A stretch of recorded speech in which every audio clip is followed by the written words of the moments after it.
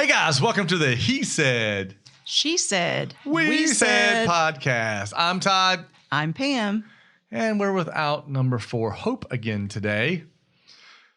Today, let me ask, have you ever been frustrated as a parent, angry as a parent, just wanted to pull your hair out as a parent because of something your kids have said or done? Yeah, well, today we're going to talk about something that's going to help a little bit alleviate some of that pressure and that frustration. And it's the 4 rules of farming. I know that this is one of your favorite things to talk about, and I've heard it about 100 times, but I'm super excited to hear it again. Why do you say that? Because I know that every time that you hear something, you catch something just a little different out of it or learn something out of it.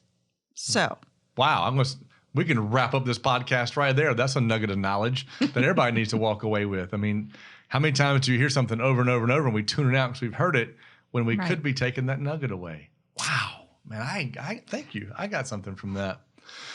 Well, today we're talking about the 4 rules of farming. So let's jump right in. It is one of my favorite things to talk about. So rule number 1, you always reap what you sow. Makes sense. I take a seed of sweet corn and I put it in the ground. And if there's the sunlight and the water and the nutrients in the soil, I should get corn growing. Mm-hmm. Right? So like one seed, one stalk of corn. Very simple.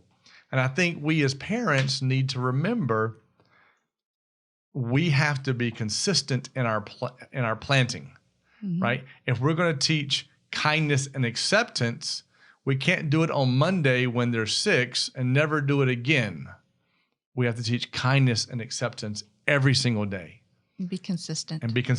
And go back and water and fertilize that seed. Mm-hmm. And then make sure the seed gets enough sun.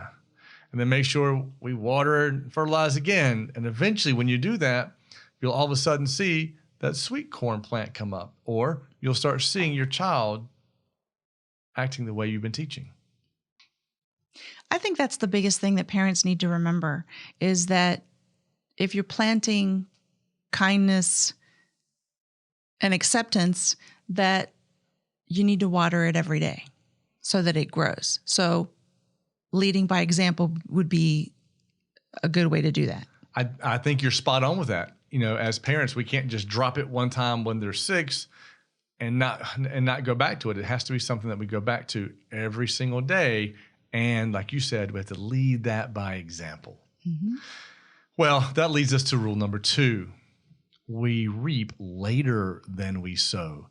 And I think this is where that patience is where it comes in with parents is we may say this when they're 6. We may not even see the result of that.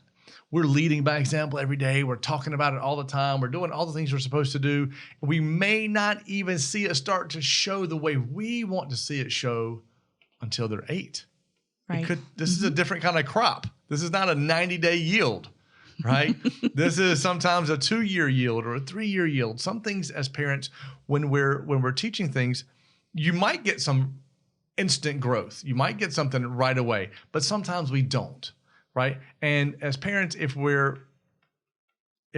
have this thing and we're doing this thing every day the same way and we're not seeing the results, we as parents have to remember, okay, I still need to do this, but maybe I just need to do it a different way. And I may do it a different way, and I do it a different way. Right? But it's all about patience. We can't give up because, again, you don't put a sweet corn seed in the ground on Monday and walk out there on Wednesday and go, just plow the whole field. Nothing came up yet. Well, that goes to show that in planting a garden, we don't have an option but to be patient. It's going to pop up when it's going to pop up. So with our children, we need to remember to exercise that patience because we're not necessarily going to get the result when we want. But like you were saying, you try something different. If my plants aren't popping up the way I want them to, I might add more water. I might add fertilizer. I might change the way that I'm doing something to get more productivity, I guess. Well, that leads us to number 3. And this is where the patience comes in at, is we always reap more than we sow. So I don't know how many corn connoisseurs are listening today, but when you plant a sweet corn seed, you will get 1 or 2 ears of corn. That's it. You got this huge stalk that's 4 foot tall. You only get 1 or 2 ears of corn. And I know we're thinking, oh, I only got 1 corn. No, you didn't. For every ear of corn, there can be up to 800 kernels. Right. Right? So I planted 1 seed, which is nothing but a dried kernel, right? And I actually got 800 from the 1. And if I was lucky, I got 2 ears, which gave me 1,600. So now I could actually take 1,600 seeds and have 1,600 ears of corn.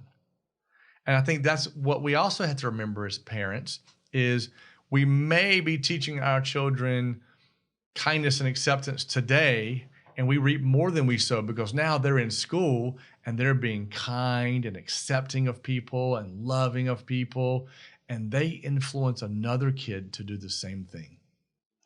There was something comes to mind where Maggie came home talking about someone maybe not being treated correctly, and that she stood up for them because she knew that wasn't the right way to be. And that's my total ear of corn, 800 kernels, because it was amazing to see someone who is shy stand up for another person because they weren't being treated the correct way.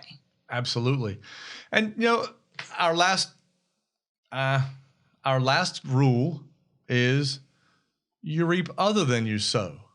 So I'm going to use a couple of analogies here. When I plant tomato seeds, I envision this beautiful red juicy tomato. But when I went out there, I had 3 with a bruise. Right? So I threw them away. Right? But what I have to remember is that bruise came from an outside influence. Right. Right? It didn't necessarily come from something from growing from the plant. It was an outside influence that made that bruise happen. Right? So the other analogy I use is I planted all these tomato plants. Where did the grass come from? I don't remember throwing any grass seed out, right? So along the way, something else is going to pop up that we don't like, right? We're going to see a little blemish on the plant or on this or that. Well, we have to take care of that blemish before it spoils the whole plant, right? When we see that that weed pop up, we have to pluck the weed before it starts taking the nutrients from the plant. So instead of standing around and going, that weed is wrong, that weed is wrong, and yelling at the weed for being there, we just quietly take the weed out. We don't even tell the plant. We don't need a discussion with the plant that we took the weed out, right? We just took the weed out. And sometimes taking the weed out is changing our influence groups. Mm-hmm. Sometimes taking the weed out could be as simple as having a conversation that nobody knows is being had to redirect the path of thought that we had. Right. Mm-hmm. Right. And so that's the 4 rules of farming in a nutshell is if you plant every day the same stuff and you just keep the message going, you keep going back to the field and do what you're supposed to, you'll eventually get it. Right. It's going to take longer than you want it to. Right. Yes. As a parent, that's rule number 72, 1 through 72. It's going to take longer than you want it to. No matter what it is, it's going to take longer. Right. But if you're just patient and you persevere with it, you'll get more than you ever expected. Yes. And along the way, you're going to have some weeds pop up, redirect the conversation, change some circles of influence, whatever you need to do quietly, and get the plants back on the right path. Hey guys, thanks for joining us today. The biggest takeaway from the 4 rules of farming is patience and perseverance. It doesn't come overnight. It's something we as parents have to be able to remember is keep teaching it differently, and keep going at it differently every day, and eventually it'll hit. I know I, as a parent, am always continuously striving to be the better parent that I can be, and and come up with better parenting techniques to help my kids be the best versions of themselves. And there's a lot of parents out there that are great parents that just want to be even better than they already are. Make sure you share this message today so they can take this message and implement it into what they're doing to better the way they parent already. Don't forget, hit subscribe and join us again next week.